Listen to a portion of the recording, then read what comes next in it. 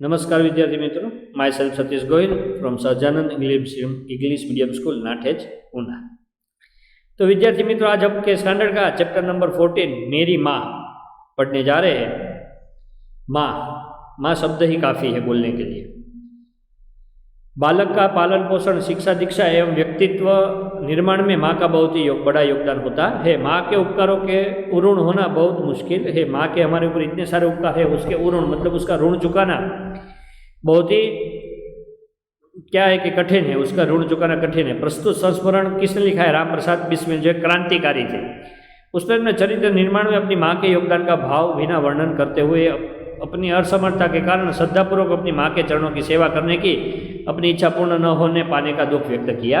ये मेरी माँ पाठ के लेखक है राम प्रसाद बिस्मिल, जो एक क्रांतिकारी थे, जिसका जन्म सन 1887 और निधन 1927 में हुआ था। राम प्रसाद बिस्मिल का जन्म शाहजहांपुर उत्तर प्रदेश के एक साधारण परिवार में हुआ था। उनके जन्म के कुछ वर्ष पहले उनके पितामह रोजी रोटी की तलाश में ग्वालियर से अपने गांव आकर यहाँ बसे थे। पिता साधारण पढ़े लिखे थे, कचहरी में सरकारी स्टाम्प बेचकर परिवार का पालन किया करते थे। राम प्रसाद बिस्मिल कहते हैं कि माँ केवल जन्म ही नहीं देती, व्यक्तित्व का निर्माण भी करती है। अपनी आत्मकथा के इन अंशों में प्रसिद्ध क्रांतिकारी राम प्रसाद बिस्मिल अपने जीवन निर्माण में अपनी माँ के अवर्णनीय योगदान के प्रति नतमस्तक होते हुए जन्म जन्मांतर के उनके ऋण से ऋण होने की कोई संभावना नहीं दिखाई देती।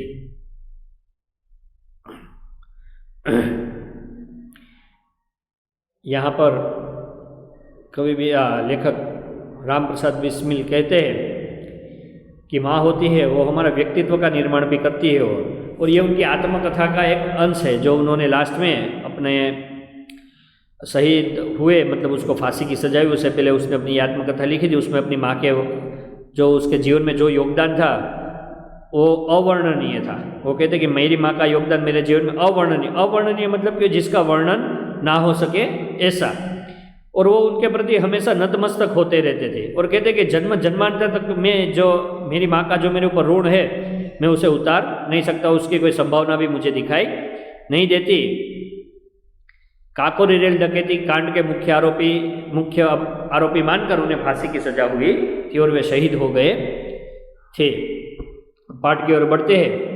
लखनऊ कांग्रेस में जाने के लिए मेरी बड़ी इच्छा थी। दादी जी और पिताजी तो विरोध करते रहे, किंतु माताजी ने मुझे खर्च दे ही दिया। लखनऊ कांग्रेस जब आज़ादी से पहले कांग्रेस थी, उसकी बात है यहाँ पर कि लखनऊ कांग्रेस में मुझे जाने की बहुत ही इच्छा थी। वो भी कितनी 11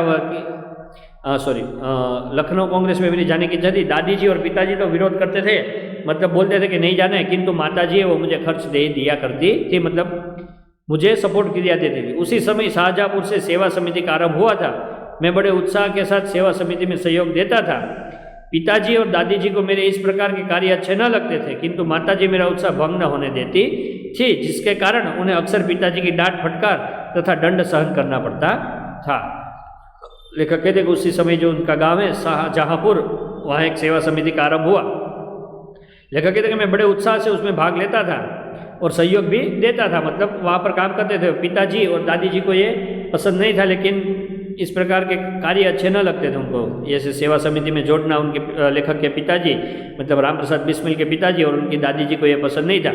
लेकिन जो लेखक कहते कि मेरी माँ ने मेरा उत्साह कभी भंग नहीं होने दिया। उसके कारण ये सेवा समिति में जाने के कारण और उसके लिए मुझे सपोर्ट करने के कारण मेरी माँ को, लेखक कहते हैं, कई बार पिताजी से डांट फटकार तथा दंड भी सहन करना पड़ता था, मतलब फिजिकल पनिशमेंट भी मिलती थी और बहुत कुछ झगड़ा भी कर लिया करते थे।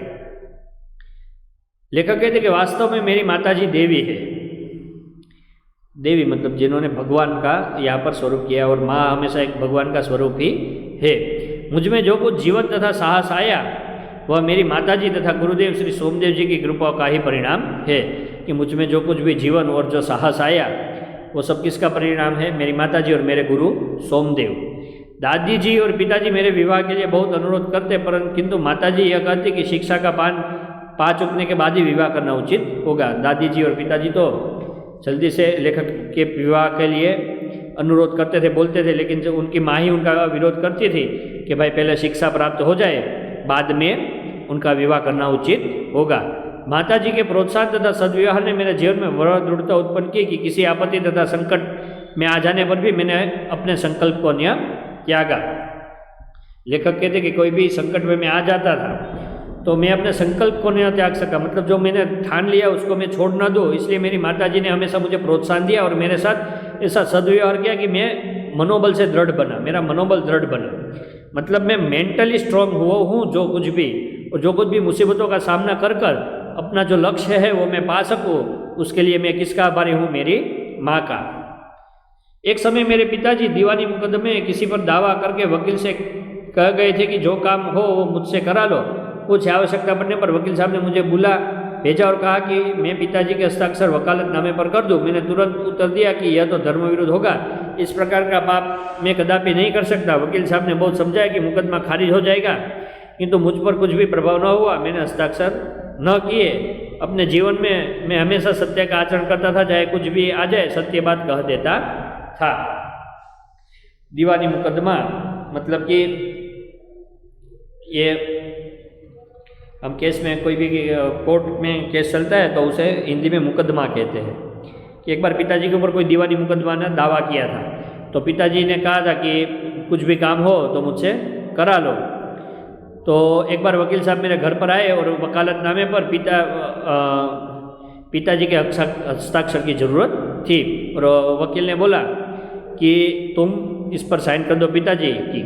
तब लेखक कहते हैं कि मैंने मना कर दिया, साफ मना कर दिया। और ये उसने कहा कि यह धर्म विरुद्ध होगा, क्योंकि पिताजी की साइन करना लेखक धर्म विरुद्ध मानते थे। लेकिन आजकल के बच्चे लेसन डायरी में अपने पिताजी की साइन, माताजी की साइन अपने हाथ से ही करते थे। लेखक कहते कि मैं जीवन में हमेशा सत्य का आचरण करता था और हमेशा सत्य बात ही कहता था। और ये किसके कारण हो सका? लेखक बोलते कि मेरी माँ के कारण। लेखक अब अपनी माँ के बारे में थोड़ा कहते हैं कि 11 वर्ष की उम्र में माताजी विवाह कर शाहजहाँपुर आई थी। उस समय वह नितांत अशिक्षित एक ग्रामीण कन्या के समान थी। लेखक कहते हैं कि जब मेरी माँ की उम्र 11 वर्ष की थी तभी उनकी शादी हो गई थी, मतलब बाल विवाह, और शाहजहाँपुर आई थी। उस समय वो नितांत एक अशिक्षित एक ग्रामीण कन्या थी, मतलब वो एक अशिक्षित मतलब पढ़ी लिखी हुई तो थी नहीं, और एक ग्रामीण कन्या थी। शाहजहाँपुर आने के थोड़े दिनों बाद दादी जी ने अपनी छोटी बहन को बुला लिया। उन्होंने माताजी को गृह कार्य की शिक्षा दी। शादी के बाद आई और शाहजहाँपुर आने के थोड़े दिनों बाद दादी जी ने अपनी छोटी बहन को बुला लिया और माताजी को गृह कार्य की शिक्षा दी। मतलब गृह कार्य मतलब घर के काम की थोड़ी उसको ट्रेनिंग दी कि खाना कैसे बनाए, घर के काम कैसे करे, घर को कैसे संभाले, वो सब ट्रेनिंग दी। थोड़े दिनों में माताजी ने घर के कामकाज को समझ लिया और भोजन आदि का ठीक प्रबंध करने लगी। माताजी लेकर कहते कि थोड़े दिनों में माताजी सब काम ठीक ली और भोजन का ठीक ठाक प्रबंध करने लगे, मतलब ठीक ठाक तरीके से बनाने लगी। मेरे जन्म होने के 5 या 7 वर्ष बाद उन्होंने हिंदी पढ़ना आरंभ किया। लेखक कहते कि मेरे जन्म होने के बाद 5 या 7 साल बाद, एक्चुअली तो पता नहीं है, तब उन्होंने हिंदी पढ़ना शुरू किया। पढ़ने का शौक उन्हें खुद ही पैदा हुआ था, पढ़ने का शौक उन्हें खुद ही अंदर से उसको इच्छा हुई थी कि मैं पढ़ूँ। मोहल्ले की सखी सहेली जो घर पर आया करती थी उन्हीं में जो शिक्षित थी माताजी उनसे अक्सर बोध करती। मोहल्ले की सखी सहेली मतलब मोहल्ले में कुछ पढ़ी लिखी औरतें थी, वो घर पर जाकर सबको पढ़ाती थी। माँ उनसे अक्षर बोध लेती थी, मतलब क ख ग जो भी रूटीन है ये जो पढ़ती थी। मतलब कि इस प्रकार घर का सब काम कर चुकने के बाद जो कुछ समय मिल जाता उसमें पढ़ना लिखना करती। कि घर काम करके जो कुछ भी समय बचता फ्री टाइम उसमें मेरी माँ पढ़ती और लिखती थी। परिश्रम के बल से थोड़े ही दिनों में वह देवनागरी पुस्तकों का अध्ययन करने लगी। परिश्रम के बल पर मतलब कि मेहनत की खूब उन्होंने, और देवनागरी पुस्तक वो पढ़ने लगी।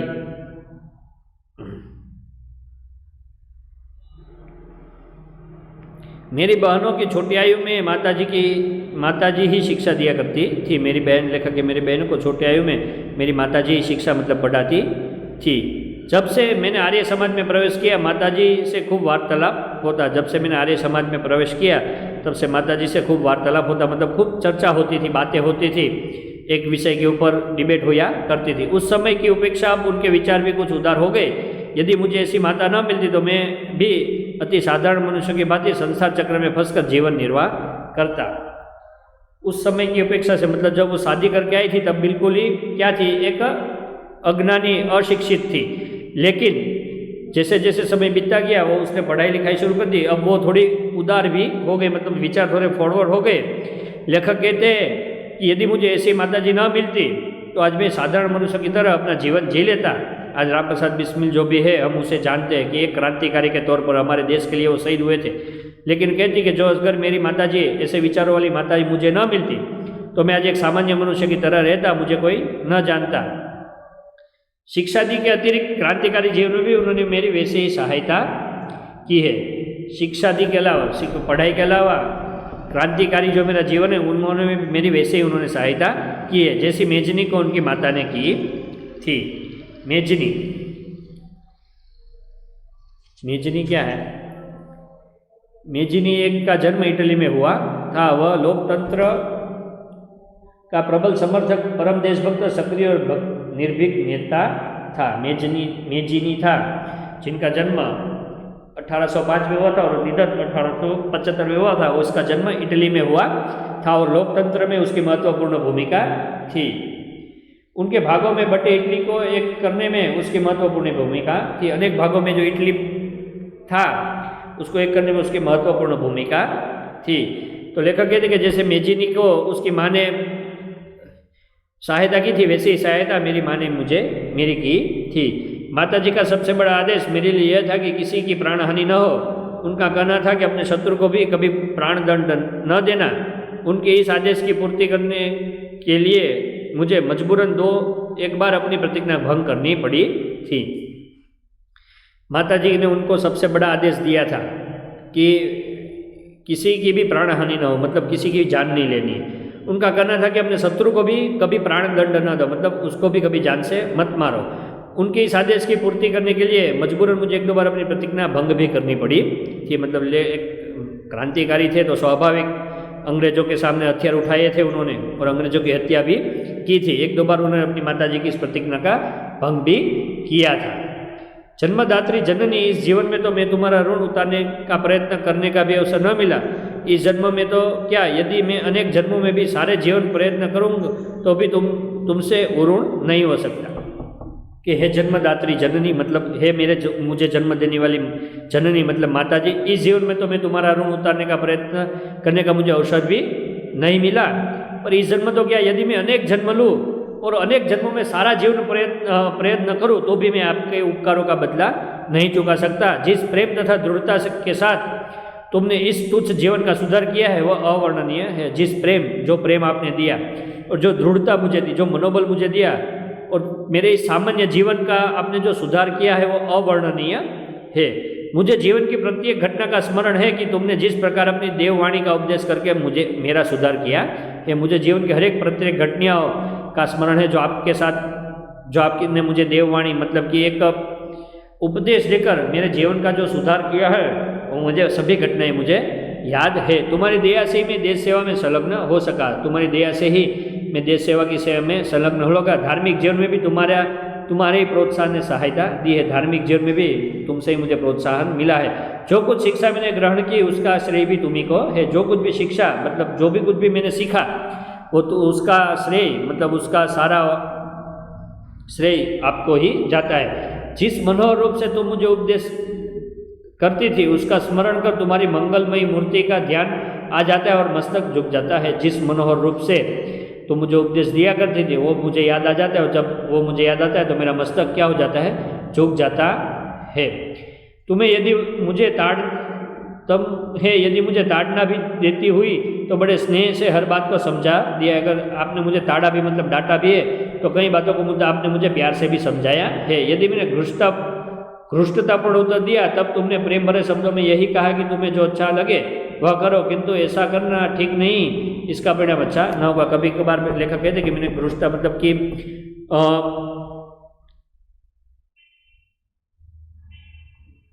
ठठाई पूर्वक, दुस्साहसपूर्ण, मतलब कि गुस्से में आपको आंसर दिया हो तो भी आपने मुझे प्रेम भरी भाषा में आपने मेरे साथ बात की है और आपने हमेशा मुझे कहा कि तुम्हें जो अच्छा लगे वो कर, लेकिन इसका परिणाम ऐसा करने से ठीक नहीं होगा, बाद में इसका परिणाम अच्छा नहीं आएगा।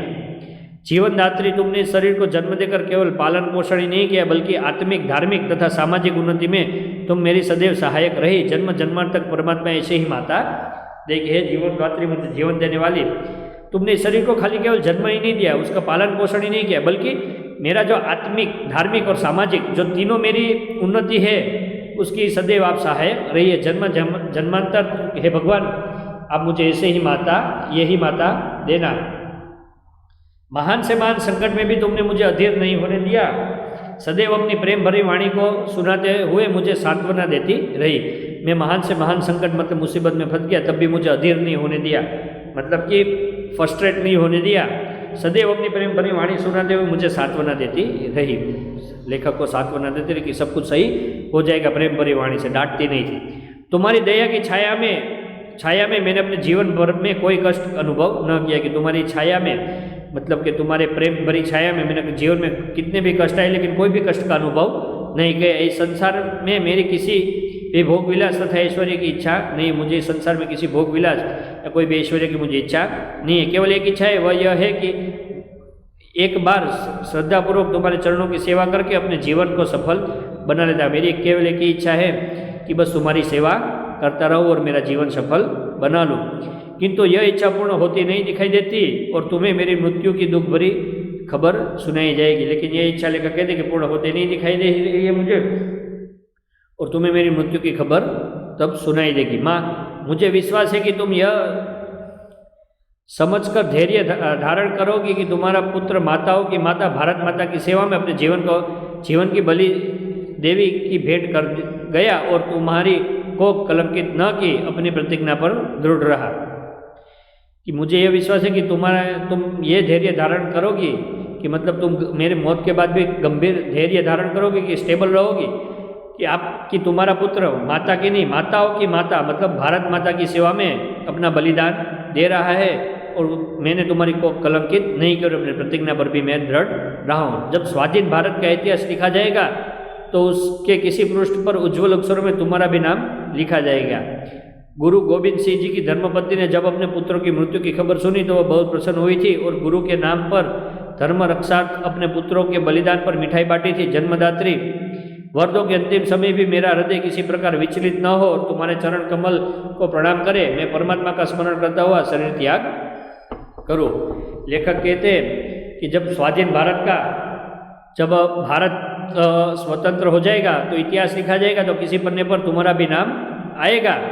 गुरु गोविंद सिंह का उदाहरण देते हुए कहते हैं कि गुरु गोविंद सिंह की धर्मपत्नी ने जब अपने पुत्रों की मौत की खबर सुनी तो उन्होंने कहा कि धर्म की रक्षा के लिए मेरे पुत्र ने बलिदान दिया है। तब उन्होंने मिठाई बांटी थी, मतलब उनकी मृत्यु से वो खुश हुई थी। किसके लिए? कि धर्म के लिए अपने उसके पुत्र ने उसका बलिदान दिया था। तो जब मेरा अंतिम समय आए तो मेरा हृदय किसी भी तरह विचलित न हो, मेरा मन विचलित न हो और तुम्हारे चरण कमल में मैं तुम्हें याद करता रहूं और परमात्मा का स्मरण करते हुए मैं शरीर त्याग कर दूं।